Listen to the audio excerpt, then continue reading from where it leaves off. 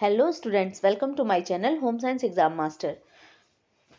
अपने practice set में हम लोग आगे बढ़ेंगे और देखेंगे ये जो है आपका करीब 2000 प्रश्नों की श्रृंखला है जो मैं लेकर के आई हूँ। और इसमें आपको होम साइंस के अगर आप इसको पूरा सॉल्व कर लेते हैं तो बिल्कुल इससे बाहर आपका जाना नहीं है। और आपके बहुत सारे कॉन्सेप्ट, क्योंकि विथ एक्सप्लेनेशन मैं आपको एक्सप्लेन करती हूँ, तो बहुत सारे कॉन्सेप्ट आपके क्लियर होते हुए भी चले जाएंगे। वस्त्रों को चिकना करना कहलाता है कैलेंडरिंग, सेंफोराइजिंग, टेंटरिंग या क्रेपिंग। तो वस्त्रों को चिकना करना क्या कहलाता है? वो कहलाता है कैलेंडरिंग। है कैलेंडरिंग में मतलब जैसे एक बहुत बड़ा सा रोलर जिससे कि प्रेस का काम होता है। ठीक है, क्या उससे क्या हो जाता है? वस्त्रों को चिकना करना कैलेंडरिंग कहलाता है। या एक यांत्रिक परिसज्जा या किस तरह की है अगर कहा जाए तो ये क्या है? मशीन से हो जाने वाली परिसज्जा है। मतलब ये हमारी मैकेनिकल फिनिश के अंतर्गत आती है। आपका मशीन से की जाने वाली परिसज्जा है। किसी वस्त्र पर यह परिसज्जा सबसे बाद में की जाती है। सैद्धांतिक रूप से कैलेंडरिंग वस्त्र को इस्त्री करने के समान है। ठीक है, जिस तरह से हम प्रेस करते हैं उसी तरह से कैलेंडरिंग की प्रक्रिया होती है। तो यहाँ पर हमारा ऑप्शन नंबर ए जो है कैलेंडरिंग, वह करेक्ट हो जाता है, चिकना करना। ठीक है। सिलाई करते समय उंगली की रक्षा के लिए किस साधन का प्रयोग किया जाता है? सिलाई की करते समय उंगली की रक्षा के लिए किस साधन का हम लोग प्रयोग? निडल क्लैंप का, पिन कुशन का, बॉबिन का या अंगुलिस्ताना का प्रयोग करते हैं। हाँ, तो ये जो है आपका ये अंगुलिस्ताना थिम्बल होता है।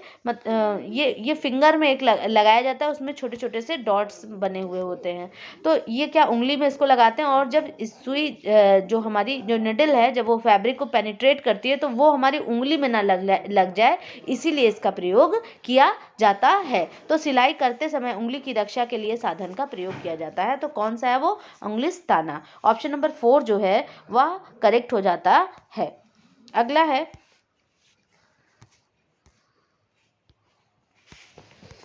निम्नलिखित में से अग्नाशय का कौन सा स्राव सीधे रक्त में प्रवेश कर जाता है? एमाइलेज का, इंसुलिन का, लाइपेज का या ट्रिप्सिनोजेन का? तो ये जो है अग्नाशय का जो स्राव है वो कौन सा है जो डायरेक्ट हमारे ब्लड में जाता है? वह इंसुलिन है। और इंसुलिन क्या करता है? हमारे रक्त में ग्लूकोज के स्तर को मेंटेन करने का कार्य करता है। तो अग्नाशय जो ये इंसुलिन है, इसी अग्नाशय से ही इंसुलिन नामक हार्मोन का स्रावण होता है।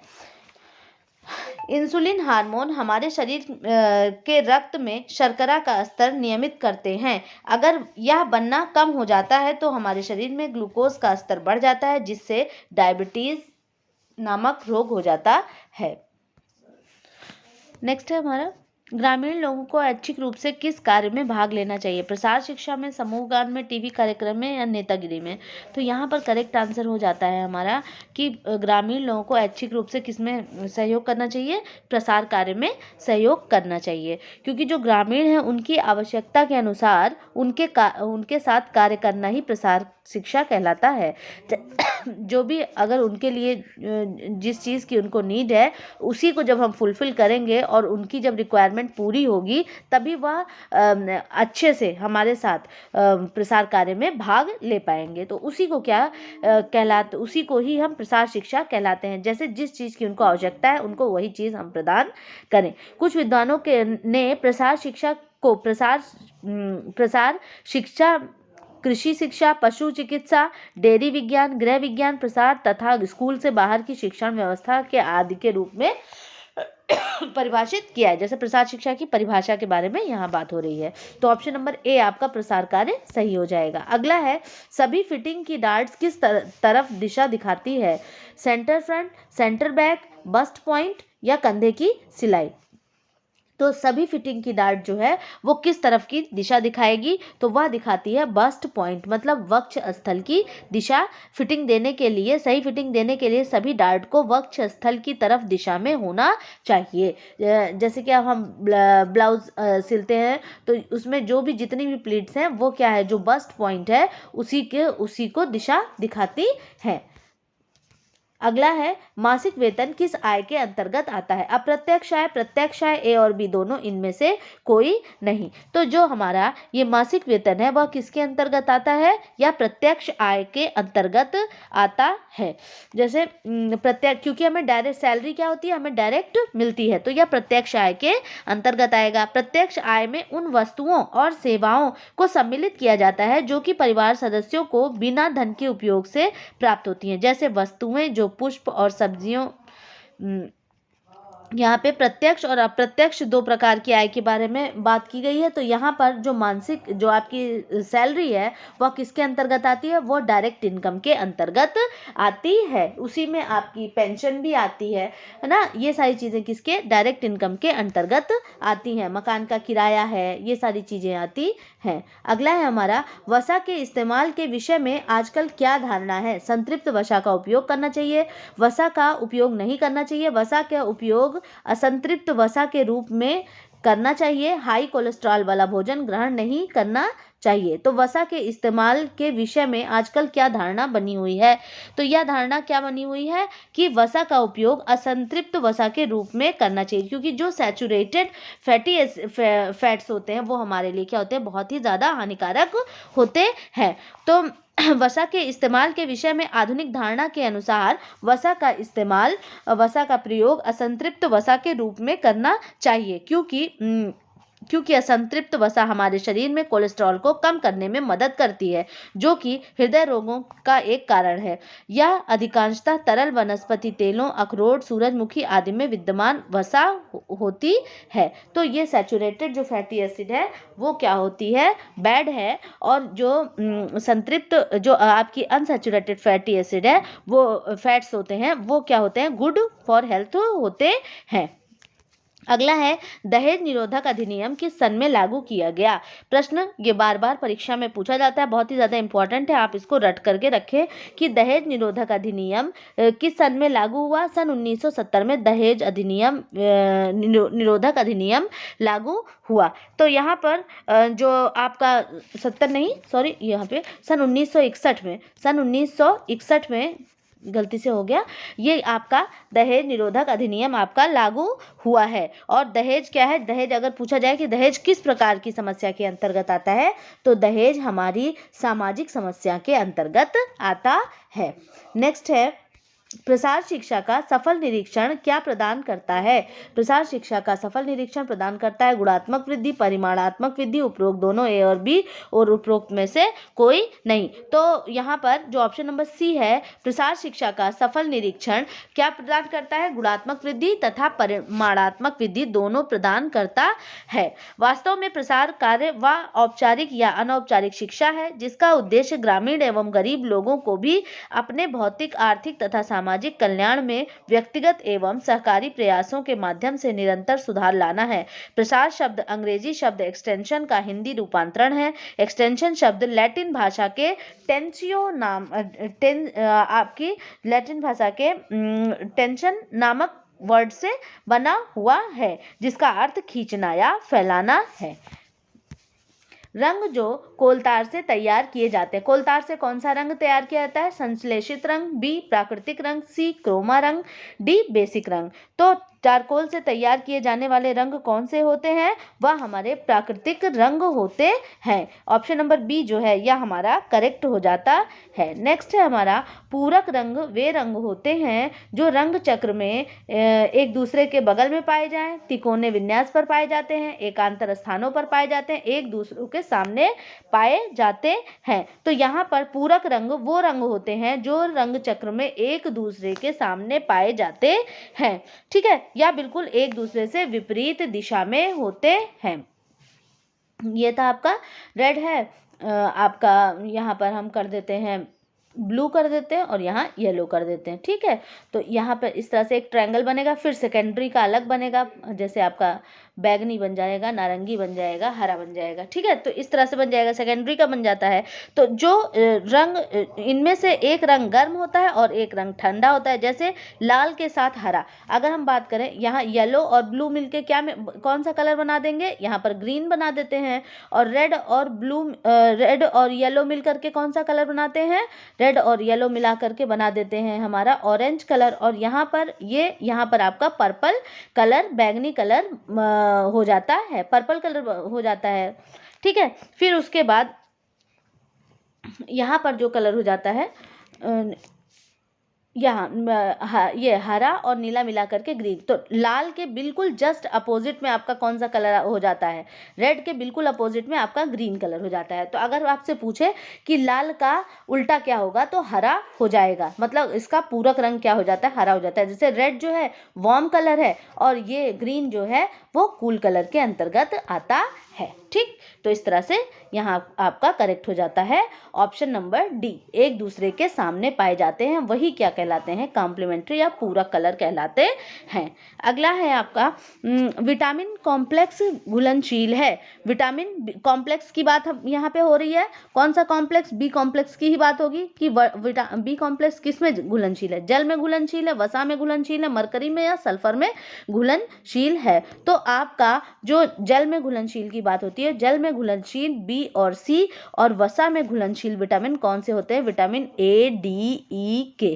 ठीक है, विटामिन ई, डी। तो जल में घुलनशील है, तो यहाँ पर इसका करेक्ट आंसर हो जाएगा कि जो आपका विटामिन बी कॉम्प्लेक्स है वो किस में घुलनशील है? ऑप्शन नंबर ए, जल में घुलनशील है। यह विटामिन ना होकर कई विटामिनों का एक समूह होता है, विटामिन बी कॉम्प्लेक्स। इन सब विटामिनों के सम्मिलित रूप को विटामिन बी कॉम्प्लेक्स कहा जाता है। नेक्स्ट है हमारा मातृक बहुपति विवाह किसमें पाया जाता है? राजपूत में, नागा में, टोडा में, इनमें से कोई नहीं।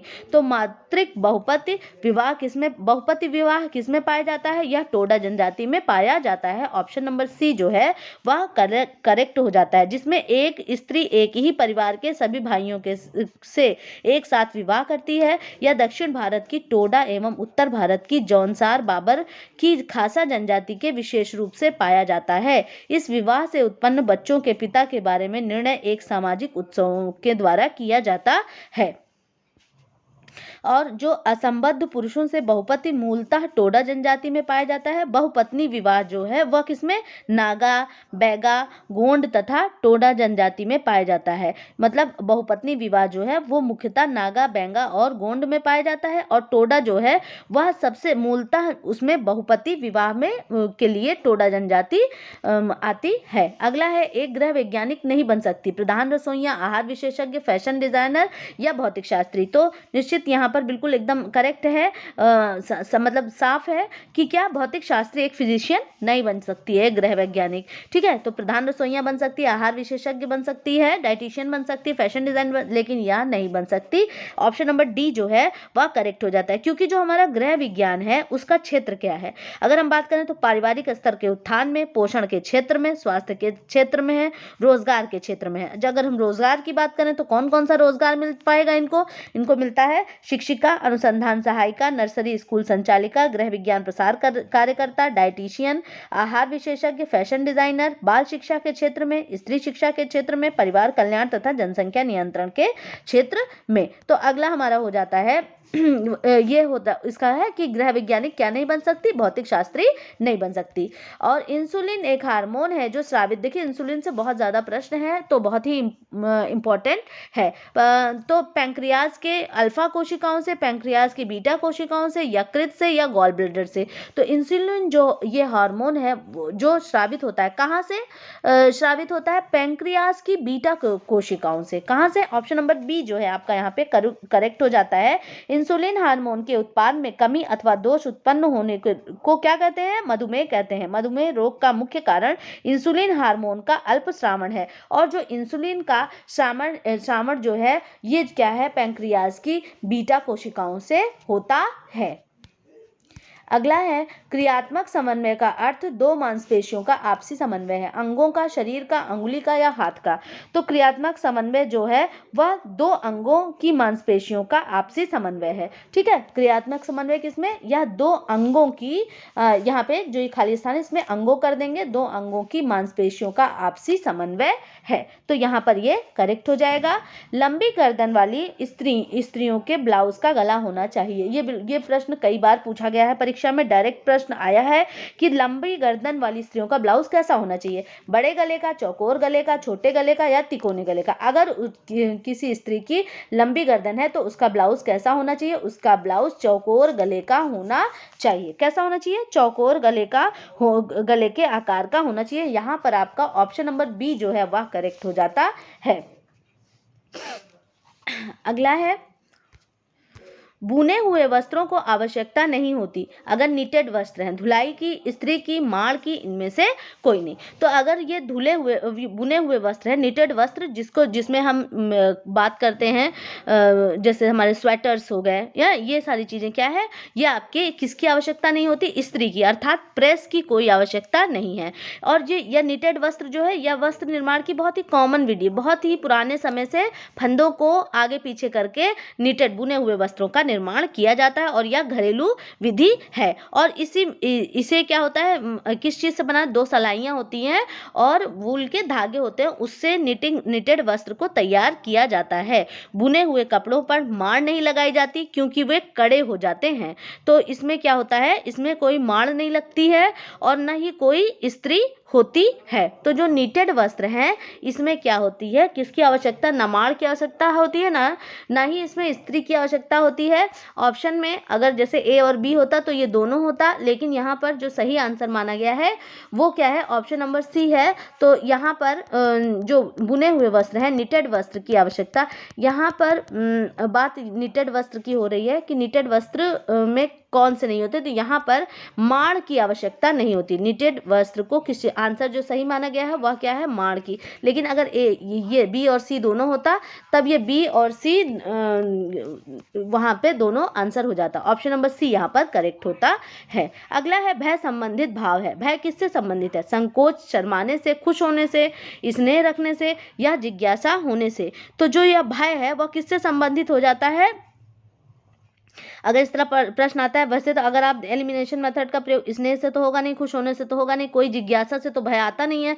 या संकोच करना या शर्माना। तो भय संबंधित भाव किससे है, ऑप्शन नंबर ए, संकोच करने या शर्माने से है। अगला है आपका, आय बढ़ने के साथ धनी वर्ग पर किस व्यय का प्रतिशत बढ़ जाता है। अगर इनकम अगर आपकी बढ़ती है तो उस जो धनी वर्ग है, जो हमारा उच्च वर्ग है, वो क्या है, उस पर किसका प्रतिशत बढ़ेगा, शिक्षा का, मनोरंजन का, स्वास्थ्य का या इनमें से सभी। तो किसका प्रतिशत बढ़ जाता है, आय बढ़ने के साथ साथ धनी वर्ग पर इनमें से सभी का प्रतिशत बढ़ जाता है। 106 जो ये क्वेश्चन है आपका, उसका ऑप्शन नंबर डी हो जाता है, करेक्ट हो जाता है। आरामदायक वस्तुओं में जैसे मनोरंजन, स्वास्थ्य व शिक्षा पर व्यय का प्रतिशत बढ़ा दिया जाता है। दूसरे शब्दों में, जब एक व्यक्ति की आय बढ़ती है तो उसके व्यय का प्रतिशत आरामदायक वस्तुओं पर ज्यादा बढ़ जाता है। इसे प्रदर्शन का प्रभाव भी कहा जाता है। जैसे अगर आय हमारी बढ़ गई तो उससे क्या होगा कि शिक्षा हमारे बच्चे और अच्छे स्कूल में जाने लगे। स्वास्थ्य की बात करें, अभी तक हम गवर्नमेंट हॉस्पिटल में दिखाते थे, अब हम प्राइवेट में दिखाने लगे। फिर उसके बाद मनोरंजन, जी बिल्कुल, मनोरंजन पे तो आपको सीधा असर दिखने को मिलता है। जैसे हम लोग घूमने के लिए कहीं बाहर चले गए, और ज़्यादा पैसे हैं भाई, अगर उच्च वर्ग, धनी वर्ग की बात करें तो वो क्या फॉरेन ट्रिप करने चले जाने लगते हैं, जो कि पहले नैनीताल या आसपास के हिल स्टेशन पे जाते रहते हैं। तो इनमें से सभी, ऑप्शन नंबर डी है जो वो आपका करेक्ट हो जाता है। घर पर जल शुद्ध करने की उपयुक्त विधि क्या है, ब्लीचिंग पाउडर द्वारा उबालकर, क्लोरीनीकरण या अवक्षेपण। तो घर पर जल शुद्ध करने की सबसे बढ़िया विधि क्या है, उबालकर। ऑप्शन नंबर बी जो है या हमारा क्या हो जाता है, करेक्ट हो जाता है। उबाल करके क्या किया जाता है, जल को शुद्ध कर लिया जाता है। ब्लीचिंग पाउडर को भी अल्प मात्रा द्वारा अशुद्ध जल को कीटाणु मुक्त किया जा सकता है। क्लोरीन एक कीटाणुनाशक गैस है, ठीक है, अक्सर गैस से प्रश्न पूछ लिया जाता है। क्लोरीन क्या, एक कीटनाशक गैस है, कीटाणु मुक्त करती है, गैस का इस्तेमाल किया जाता है। इस क्रिया को क्लोरीनीकरण कहते हैं, ठीक है। क्लोरीनीकरण में क्लोरीन नामक गैस का प्रयोग होता है। फिटकरी अवक्षेपण का रासायनिक पदार्थ है। फिटकरी जो है वो क्या, अवक्षेपण का रासायनिक पदार्थ है। तो यहाँ पर घर की बात कर रहा है, तो घर पर सबसे उपयुक्त क्या होगा, यह हमारा ऑप्शन नंबर बी जो है वह करेक्ट हो जाता है। इसी के साथ आज का हमारा सेशन खत्म होता है। अगर पढ़ाया हुआ पसंद आया तो प्लीज़ कमेंट करें, लाइक करें, शेयर करें और मेरा चैनल ज़रूर सब्सक्राइब करें। ये 2000 प्रश्नों की श्रृंखला मैं लेकर के आई हूँ और लगातार बहुत ही महत्वपूर्ण प्रश्न, जिसमें से आपके परीक्षा में प्रश्न पूछे ही पूछे जाएंगे, तो प्लीज़ इसको शेयर करें। ओके।